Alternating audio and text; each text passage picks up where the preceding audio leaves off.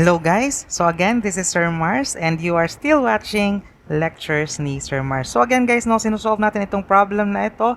Example problem 1 para sa wind loads. So ayun, nasa last step na tayo. So let us continue our solution para sa problem na ito. So again, natapos na tayo guys sa pag-compute ng ating mga C sub P, which is yun yung ating step 6, yung pag-compute ng ating external pressure coefficients or C sub P. So, ayun na nga. So, tapos na tayo sa step 6. So, dito na tayo ngayon sa pag-compute ng ating mga wind pressure. So, ito na yung final na step para makuha natin yung ating mga wind loads.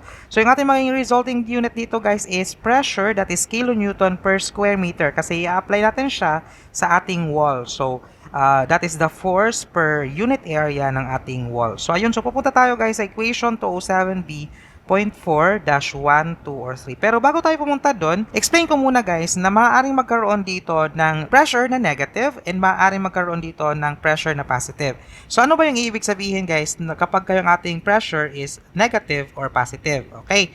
So ano yung lamang natin ha? Explain lamang natin. So kapag sinabi natin na positive yung ating pressure, positive pressure, that means yung ating pressure, yung ating wind force is towards the wall. So, ibig sabihin, kung ito yung ating wall, itong vertical na ito, then yung ating pressure is towards the wall. Okay? Papuntang wall. Parang pinupush na yung wall. That means positive pressure. Kapag negative naman yung ating pressure, guys, ang ibig sabihin nun, yung ating force is away from the wall. So, ibig sabihin, galing sa wall, papuntang labas. No? Papuntang labas. So, pag ganun. So, ganyan yung ating magiging pressure. So, ayun no, kasi sa labas man natin siya ilalagay. These are external na mga pressure, wind force. So, ayun, so dapat alam natin kung paano natin i-apply yung positive and negative na wind pressure. So, again, sa labas ng wall natin siya i-apply and sa labas din ng roof. Okay?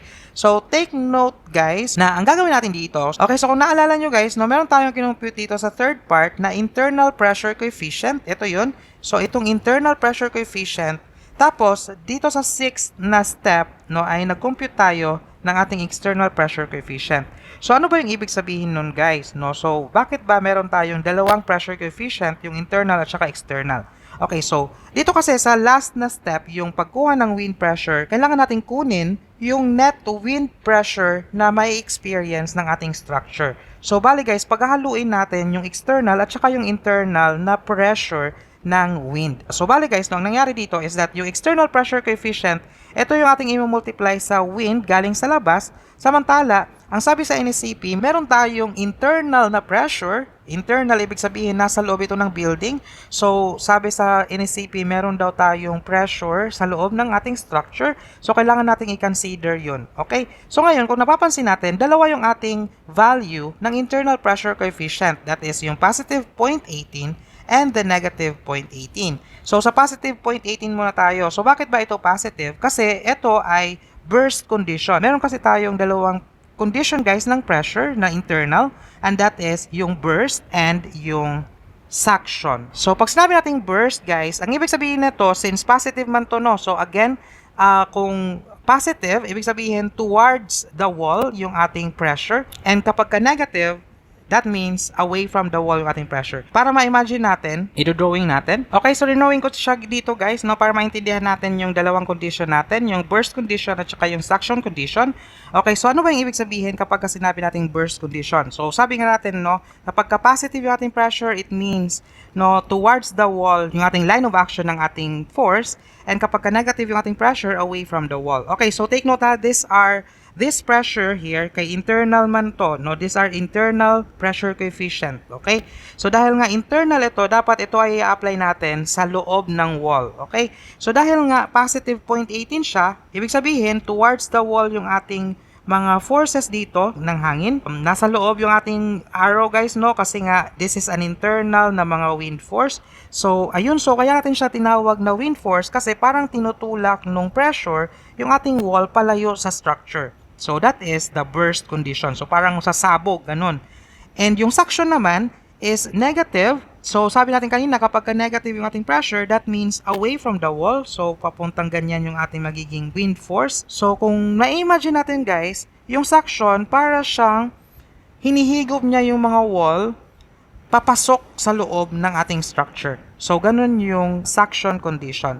So ngayon guys, no, ihalo natin itong internal pressure na ito sa ating mga external pressure para makuha natin yung net na mga wind pressure na gagamitin natin para sa design ng ating structure. So ayun na nga guys, no. So I hope naintindihan nyo yung ibig sabihin ng burst at saka suction condition. So dalawang drawing yung ating gagawin dito.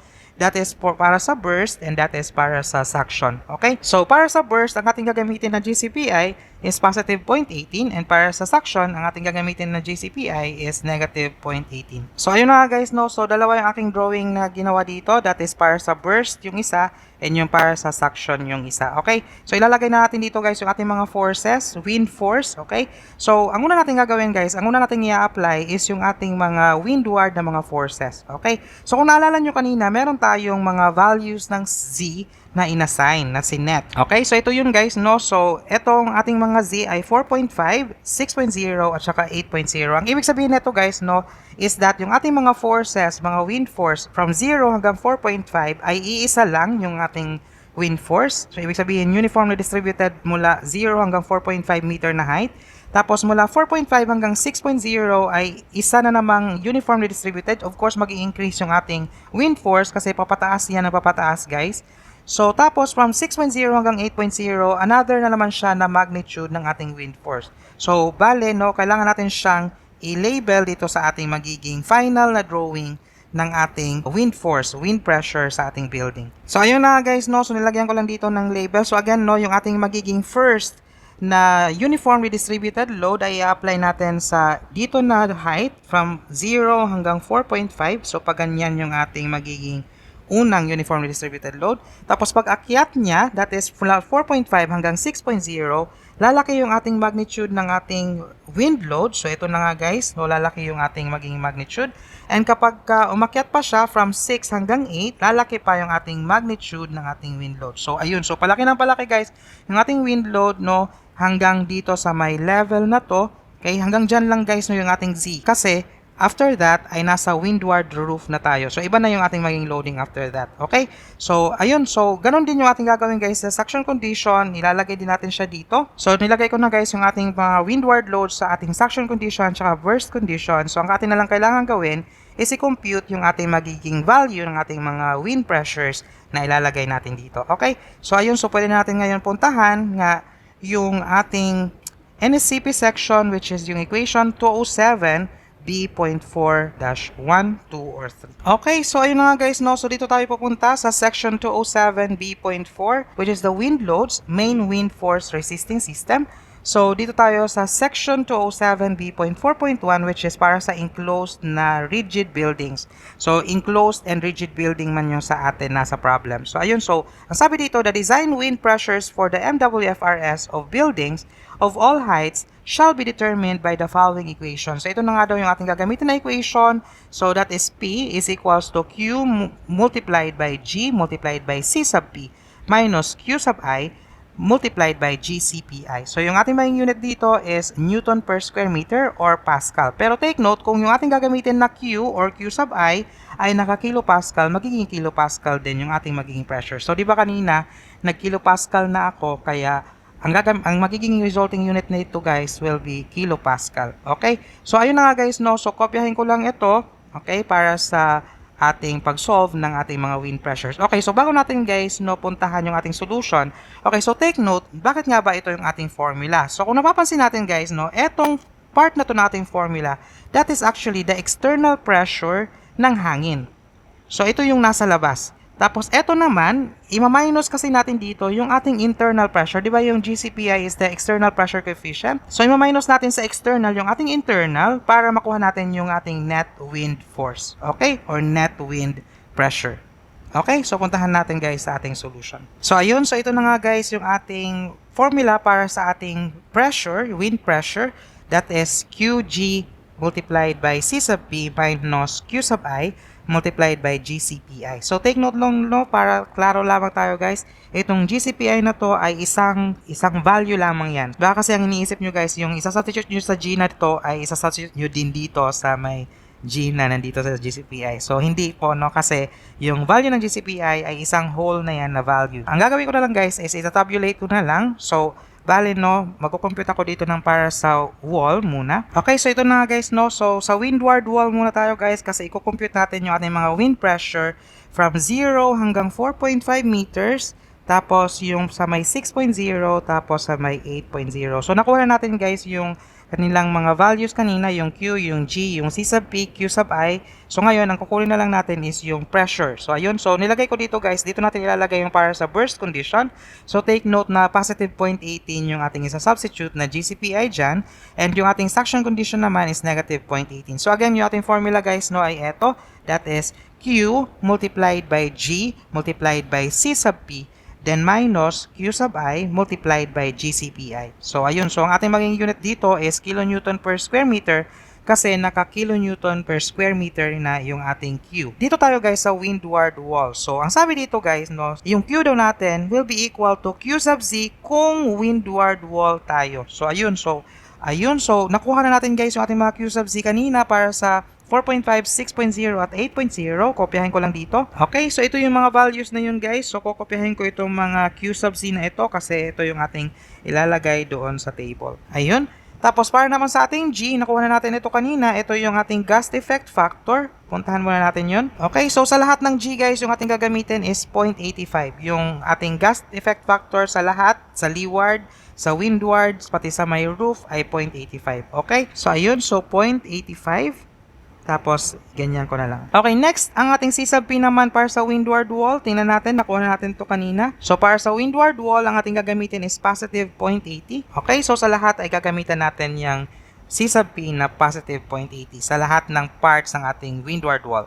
Okay, next is Q sub I. So, ano naman yung ating gagamitin para sa Q sub I? Ang sabi dito, Q sub I is equals to Q sub H for windward wall. Okay? So, ayun. So, nakompute na natin yung ating Q sub H kanina sa nakarang video. So, bali guys, tingnan natin yung ating value ng Q sub H. Ito yun. That is 3.387. Okay? So, 3.387 at yan na yung ating gagamitin para sa kahit anong value ng Z. Okay? So, ngayon guys, no?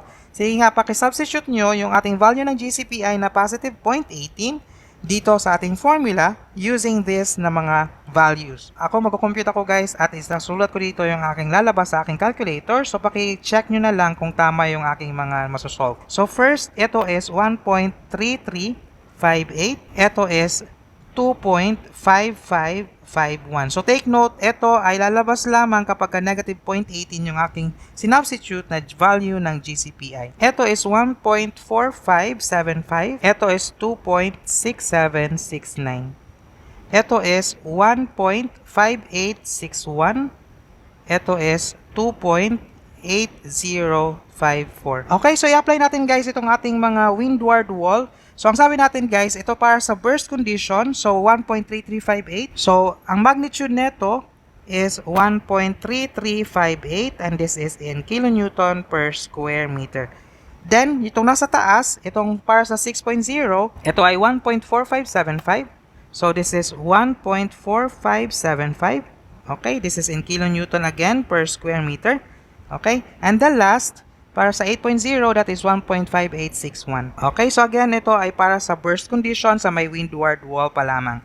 Ngayon naman, so i-apply natin na yung ating mga na-compute na mga wind pressure para sa suction condition.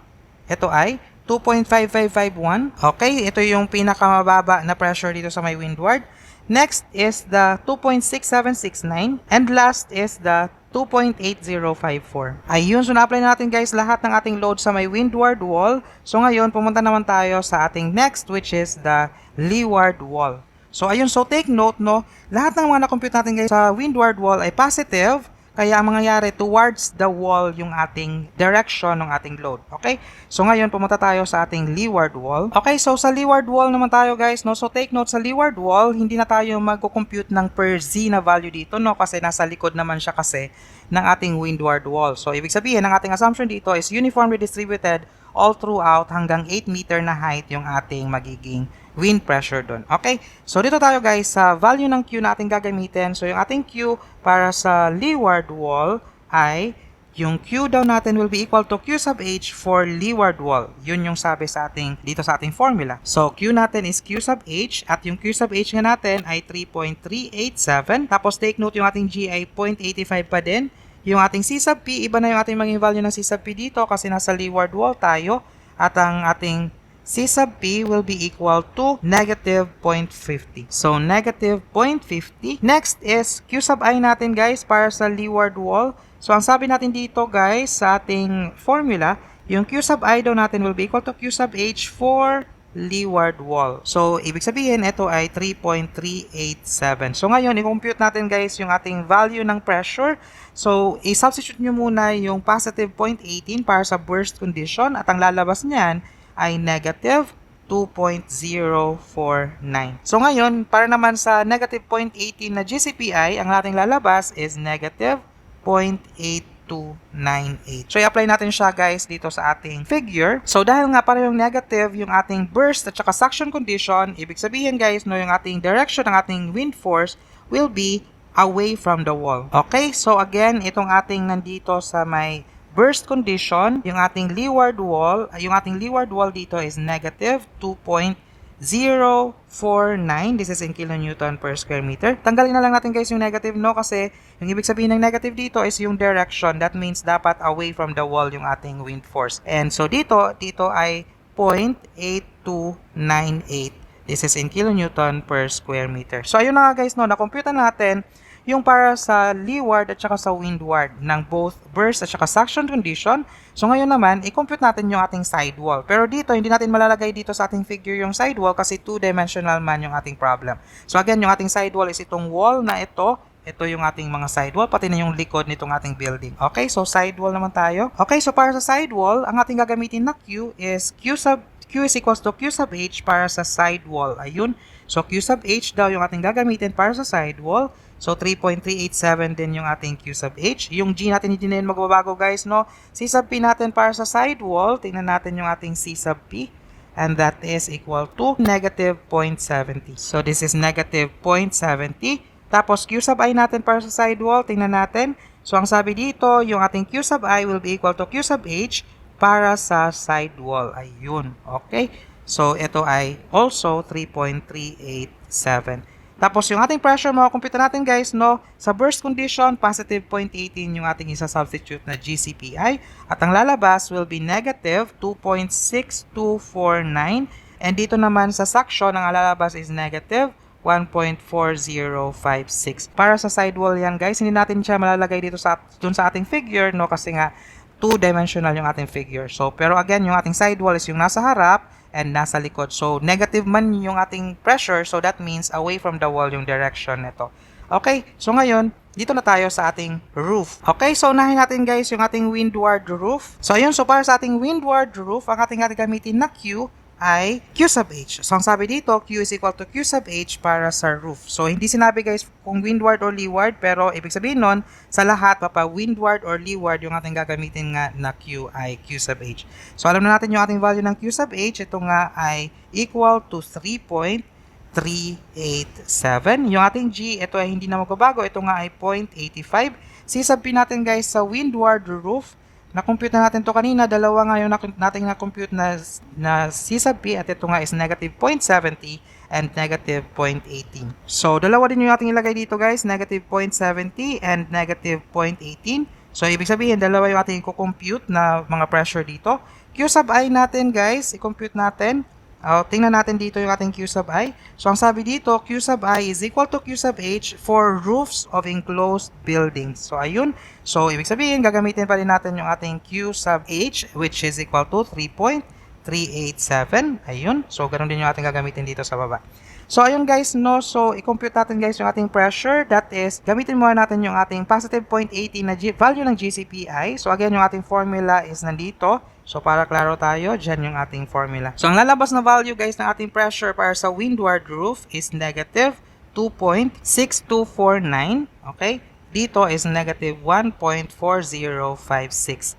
Tapos, dito sa baba, kapag yung ating ginamit na C sub P is negative 0.18, ang lalabas na value ng pressure is negative 1.1279 and ito is 0.0914. Okay, so i-apply muna natin guys yung ating mga pressure na to sa ating windward roof. So again, parehong mga negative sa may burst condition, parehong negative kaya i-apply natin siya. So ito yun. So kung negative, away from the roof yung ating direction. So ito yung ating una, which is yung negative 0.7 na C sub P. So ito nga ay 2.6249 and ito ay kilonewton per square meter. Tapos meron pa tayong isa pang pressure dito sa windward, negative din. So ilagay natin siya dito. Okay, at ito ay 1.1279 and this is in kilonewton per square meter. Okay? So, dito naman sa ating suction condition, yung isa sa ating windward roof na pressure is negative. So, ilagay muna natin dito yung ating negative. And yun na nga ay, ito ay 1.4056, negative siya. So, ito. Tapos, itong isa is positive, 0.0914. So, ito is 1.4056 kilonewton per square meter. Away from the roof siya kasi this is negative. Yung isa nga is positive, so kaya dapat siya ay towards the roof. Okay, so ito dapat yung kanyang direction. Okay, so this is 0.0914. Okay, so tapos na tayo guys sa ating windward roof. Isa na lang yung ating hindi pa nako-compute. Ito yung ating leeward roof. So para sa ating Q, sabi nga natin kanina, para sa Q, lahat ng Q natin will be equal to Q sub H sa roof. Ayun. So Q natin dito is 3.387. Tapos G natin is 0.85 pa din. Ayun. C sub P natin para sa leeward roof, that is negative 0.30. Negative 0.30. Q sub I natin guys para sa leeward roof, sabi natin dito nga ulit is that Q sub I is equal to Q sub H para sa roof of enclosed building. So ayun. So this is equal to 3.387. So ngayon, pag kinumpute natin yung ating pressure, gamit yung ating burst na condition, which is GCPI is equal to positive 0.18, ang lalabas dito is negative 1.4733 para sa burst and negative 0.2540 para naman sa suction condition. So, negative guys, ibig sabihin ito ay away from the roof. Okay, so ito is 1.4733. This is in kilonewton per square meter. Tapos yung isa, dito naman sa ating suction condition, negative din siya. So, away from the roof din. Okay, so ito is 0.2540 kilonewton per square meter. So, ayun guys, no? So, ito na yung ating result ng ating mga wind pressure, guys. Ayun, so I hope naintindihan nyo yung ating solution para sa wind load. So, ayun. So, kinumpute lamang natin, guys, yung ating mga wind loads sa buong structure. Okay? So, kung meron kayong mga tanong, guys, no, pwede nyo lamang i-comment sa ating video sa baba para masagot ko kayo, guys, sa inyong mga katanungan. Maraming salamat, guys, sa inyong pagsuporta sa ating channel. So, parami tayo ng parami. So, see you in the next video ulit. Bye-bye!